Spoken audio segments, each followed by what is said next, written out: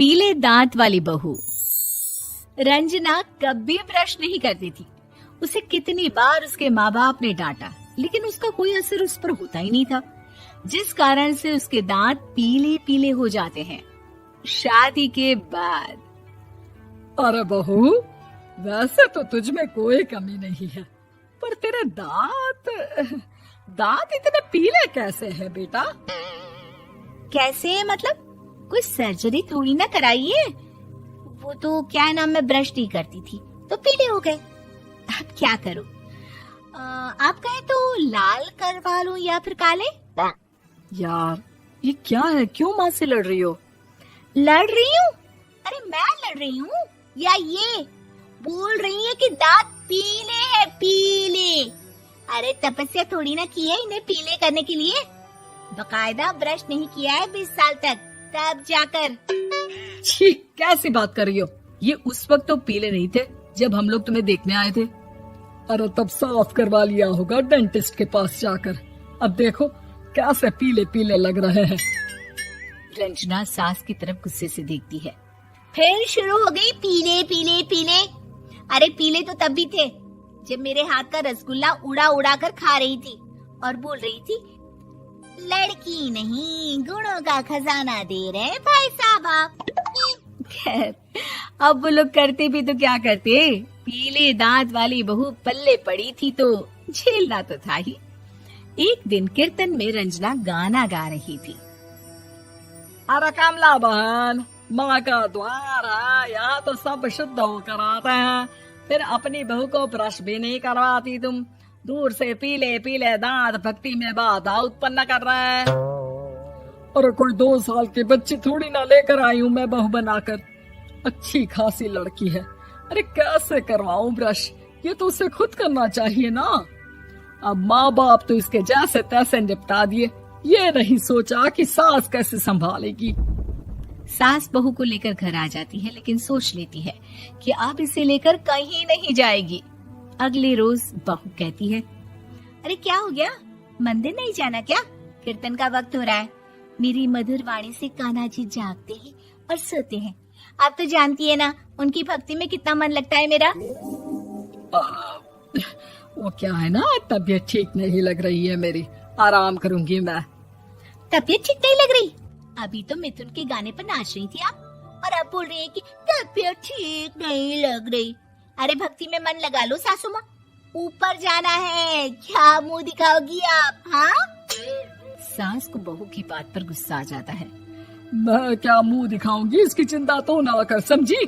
अपने मुंह की चिंता कर, जो ये पीले पीले दांत लेकर हर जगह पहुंच जाती है। पता है लोग कितना मजाक बनाते हैं। ना जी ना, मैं नहीं जाना कहीं तेरे साथ। तो ये बात है। कोई ना, मत जाओ, मैं अपने कमरे में ही बैठकर भक्ति कर लूंगी। ऊपर वाला दांत थोड़ी ना देखता है, मन देखता है, भावना देखता है। और अरे बस बस, तू सब कुछ दिखा, बस ये सफेद चमकदार दांत ना दिखाना किसी को, है? जा यहाँ से। बहू को सास की बात का कोई फर्क नहीं पड़ता, वो तो जैसी थी वैसी ही रह जाती है। सुबह नहाकर किचन में खाना बनाना, फिर खाना खाना, कीर्तन भजन करना और सो जाना। एक दिन, माँ जी मैं सहेली के घर जा रही हूँ, शाम को लेट आऊंगी। हाँ हाँ तो जाना, मैंने कौन सा तेरी आरती करनी है घर पर बैठकर। रंजना सहेली के घर जाती है, जहाँ वो पार्टी में जाने की तैयारी कर रही होती है। अरे शिखा, कहाँ जाने की तैयारी कर रही है? मैं गलत वक्त पर आ गई क्या? अरे नहीं यार, उल्टा सही वक्त पर आ गया। मैंने ये साड़ी और ज्वेलरी निकाली है यार, शाम को इनके ऑफिस की एक पार्टी में जाना है। बताना कैसा लग रहा है ये सब? नहीं यार, इस ड्रेस के साथ तो वो वाली ज्वेलरी अच्छी लगेगी। हाँ हाँ सही बोल रही है, मैंने ध्यान ही नहीं दिया। वैसे तो हमेशा से मस्त फैशन सेंस रखती है। तो बड़ा जाती होगी ना पति के साथ पार्टी में। रंजना कुछ नहीं बोलती, बस सोचती है कि यार काश ये बात सही हो जाती, पर मैं क्यों नहीं जाती पार्टी में? क्या इन लोगों की कोई पार्टी होती नहीं होगी? रंजना घर आती है और रात में पति से सवाल करती है, एक बात बताइए, आप मुझे किसी पार्टी में क्यों नहीं ले जाते? क्या आपके यहाँ ऑफिस में पार्टी नहीं होती? पति बेचारा क्या कहता कि दांत पीले हैं तुम्हारे इसलिए। अरे कोई पार्टी होती नहीं हम लोगों के ऑफिस में, तो कहाँ से लेकर जाऊं? और मार्केट, मॉल, कहीं वीकेंड घूमना, कहीं तो।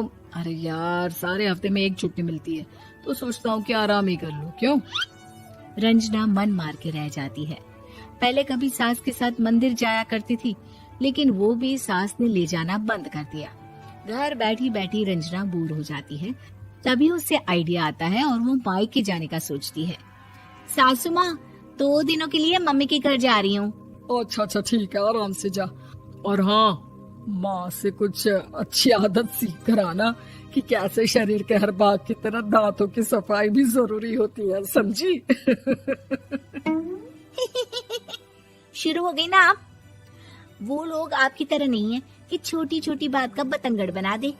उन लोगों के लिए मैं मायने रखती हूँ, ना कि मेरे पीले पीले दांत।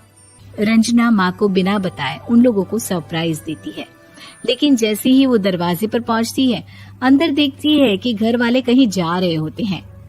अब माँ, काश रंजना दीदी के दांतों वाली प्रॉब्लम नहीं होती, तो वो भी हम लोगों के साथ चलती ना बुआ जी की बेटी की शादी में। हाँ बेटा, लेकिन अब उसे कौन समझाए कि उसको उसके पीले दांत नहीं दिखते, लेकिन उसके आसपास के लोगों को कितना एम्बैरेसिंग फील कराते हैं। मुझे तो कितनी बार उसके स्कूल की टीचर ने शिकायत की कि उसके साथ कोई लड़की बैठना भी नहीं चाहती, और ना ही कॉलेज में कोई उससे बात करना चाहता था। लेकिन पता नहीं क्यों उसे ये बात समझ में ही नहीं आती। कोई कमी नहीं है उस लड़की में, बस यही कि दांत पीले हैं। वो तो भला हो जीजा जी और उनकी माँ का, जो दीदी को जैसी है वैसे ही रखा हुआ है। रंजना को अपने घर वालों की बात सुनकर बहुत दुख होता है। वो सोचती है कि वो क्या करे, लेकिन फिर वो सीधा डेंटिस्ट के पास जाती है, अपने दांत चमकाती है और कसम खाती है कि वो रोज ब्रश करेगी। अरे क्या हो गया? तुम तो 2 दिनों के लिए गई थी ना। पर कोई ना, अच्छा है, चलो आ गई तो। रंजना सास के सामने आकर खड़ी हो जाती है और पूरी स्माइल करती है, उसके चमकदार दांतों को दिखाती हुई। चले मंदिर। माँ, मुझे माफ कर दीजिए, मैंने आप लोगों को बहुत एम्बैरेसिंग फील करवाया। मैं आज से रोज ब्रश करूंगी।